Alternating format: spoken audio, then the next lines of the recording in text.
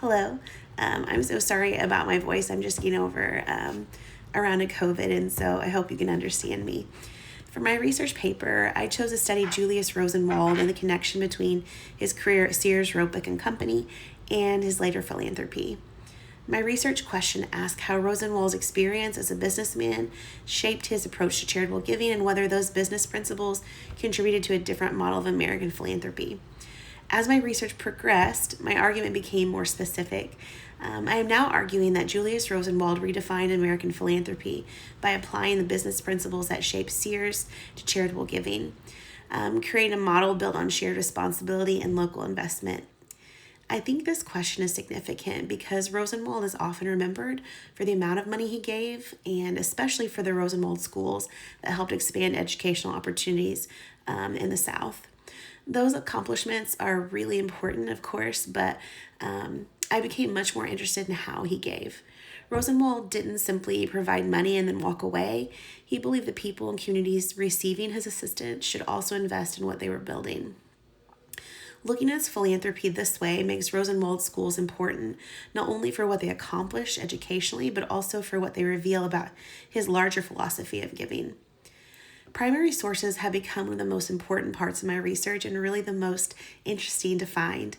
I located more than 20, including Rosenwald's correspondence with Graham Taylor and Booker T. Washington.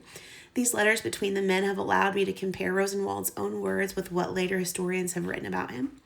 I've also used contemporary newspaper coverage from publications like the New York Times, the Chicago Defender, the Afro-American Presbyterian, and the Washington Post.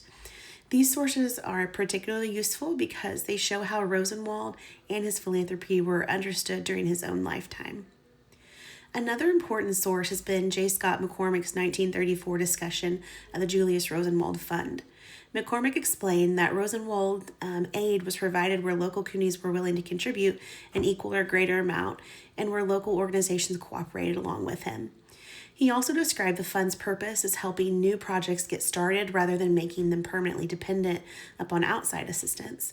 That evidence became really important to my argument because it demonstrates how shared responsibility and local investment actually operated in practice. My methodology has been to compare these primary documents with the interpretations of historians who have approached Rosenwald from different perspectives.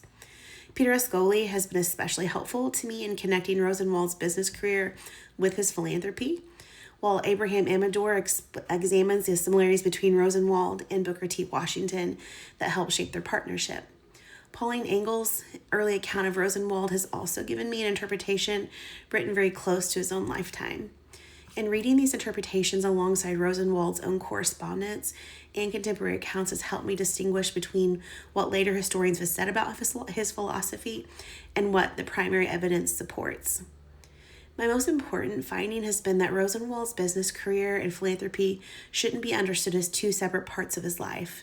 The same emphasis on stewardship and results that characterize his approach to business also appeared in the way he gave. His contributions were designed to encourage additional investment rather than just replace it, which gave communities a direct stake in the projects he supported. The more I worked with the primary sources, the more important that distinction became.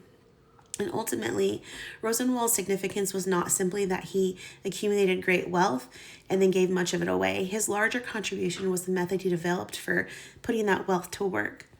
By combining private giving with local participation, Rosenwald created a philanthropic model that reflected his experience as a businessman while encouraging communities to become active participants in the projects.